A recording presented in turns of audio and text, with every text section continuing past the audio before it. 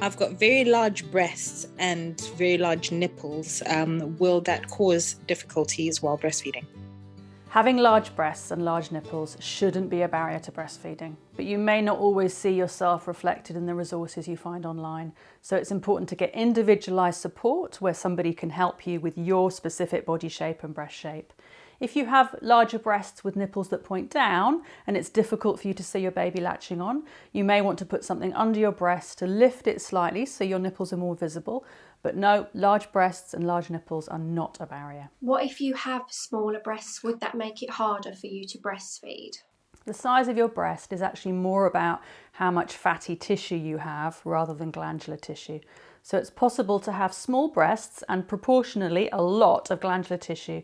And I've worked with mums that have small breasts and overproduction. If you're worried about your breast size or something about your breast shape, wait and see what happens in pregnancy. You may well find that your breast shape changes and your breast size changes. If there's anything you're concerned about, talk to your midwife or talk to a lactation consultant while you're pregnant. Will it affect breastfeeding if nipples are flatter? We do call it breastfeeding, not nipple feeding, but your nipples are a signpost that tell your baby to start feeding and to start sucking. So sometimes it can be a bit more challenging if you have flat or inverted nipples. We want to make sure you get support with latching and positioning and you're happy about how to hold your baby close and position their chin in the right place on the breast to get them that lovely big mouthful. We'd also suggest that you avoid engorgement because if your breast is very firm and full, it might be harder for your baby to latch on. But as long as you get the right support with positioning, you should be absolutely fine.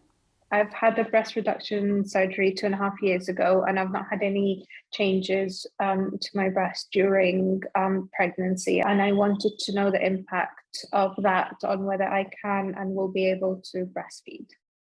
It's difficult to know exactly what's going to happen with your breastfeeding when baby's here. If you had breast reduction surgery a few years ago, it is possible that you had some damage to nerves or some damage to milk ducts that could make breastfeeding more challenging. But we won't really know until baby arrives. So what we need to make sure is that you have really good confidence about how to tell if your baby's getting enough milk, and you also have the right support with positioning and attachment to get things off to a good start.